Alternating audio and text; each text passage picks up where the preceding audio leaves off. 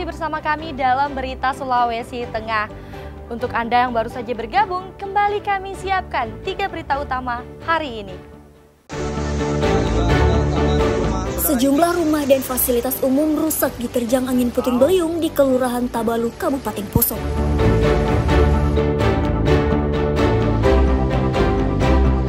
Harga ayam melonjak di pasar tradisional Palu sepekan pasca Lebaran.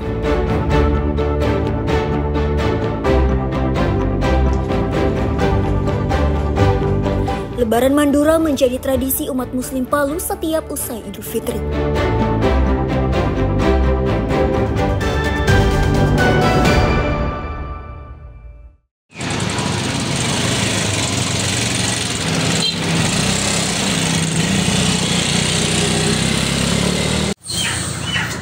Sepekan usai perayaan Idul Fitri, harga sejumlah kebutuhan pokok warga Palu masih tinggi. Salah satunya adalah ayam potong dan ayam kampung yang mengalami lonjakan harga. Kenaikan harga ayam mencapai Rp20.000 per ekor.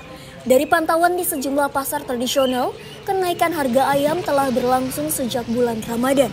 Satu ekor ayam potong yang biasanya dijual seharga Rp60.000, kini melonjak hingga Rp80.000. Demikian pula ayam kampung yang dijual hingga Rp100.000 per ekor. Sedangkan untuk ukuran 1 kg ayam yang biasanya dijual Rp28.000 naik menjadi Rp40.000.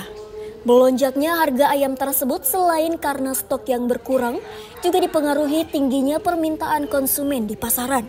Para pedagang di pasar tradisional menyebutkan rata-rata bisa menjual ayam hingga 150 ekor per hari. Pembeli ayam tersebut bukan hanya warga Palu, tapi juga dari Kabupaten Sigi dan Donggala. Tergantung dari kalau yang kecil kadang ada yang 39, ada sampai 46. Kalau itu ada harganya juga. Kalau dari kandang besarnya kandang naik, sini naik, itu harganya di sini.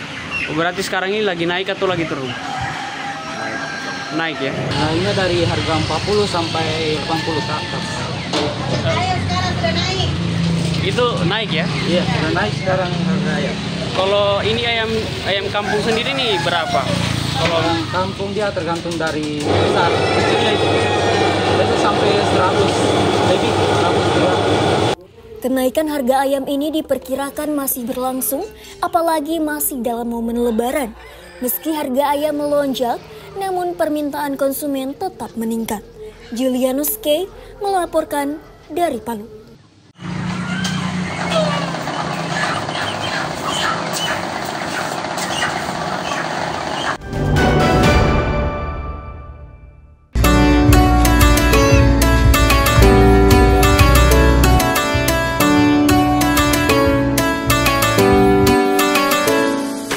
Beragam cara dilakukan umat Muslim Kota Palu dalam merayakan Lebaran Idul Fitri.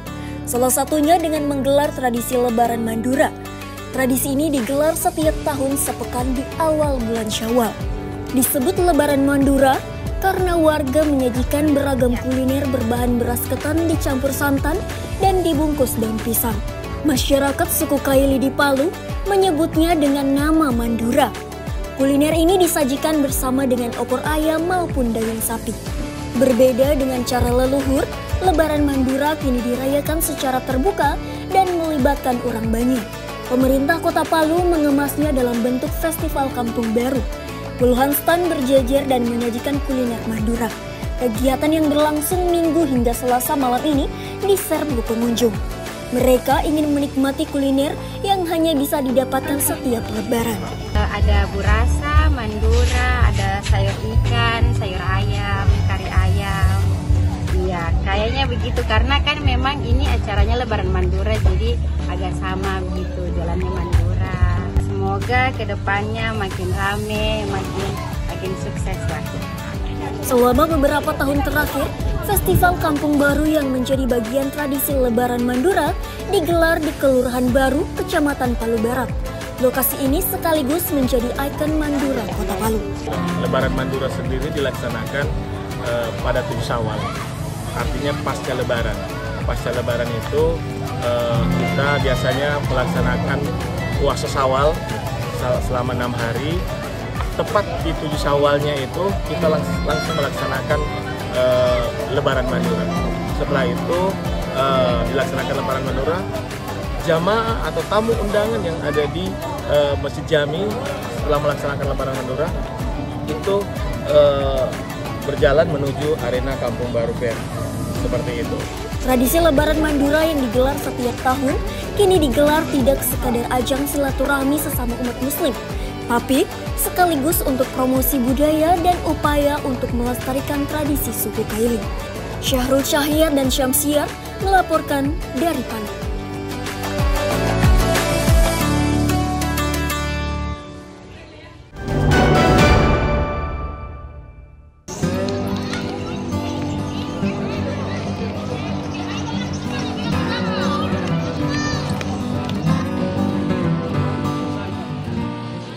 Gempa bumi, tsunami, dan likuifaksi yang terjadi 28 September 2018 silam menjadi peristiwa yang tak terlupakan bagi masyarakat Kota Palu, Kabupaten Sigi, dan Donggala.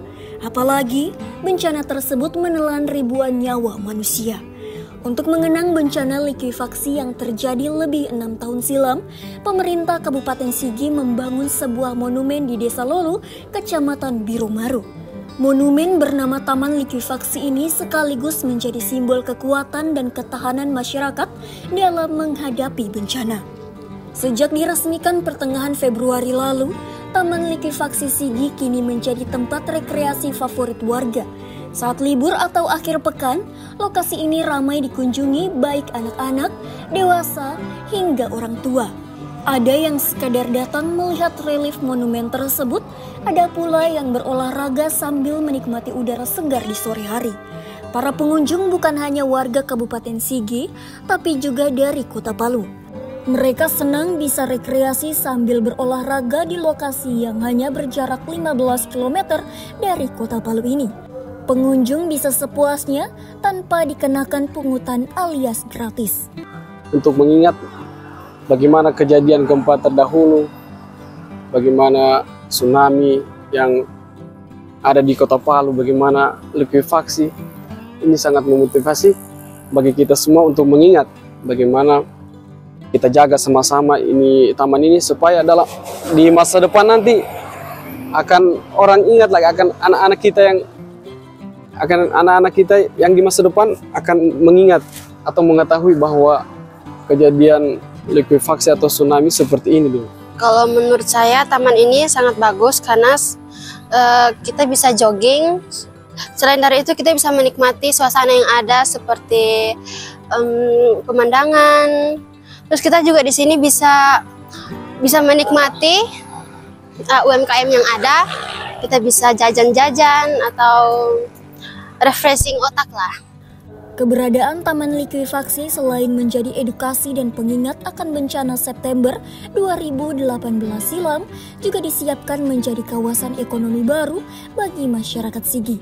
Pemerintah daerah telah menyiapkan fasilitas umum serta pendukung lainnya. Julianus K. melaporkan dari Sigi.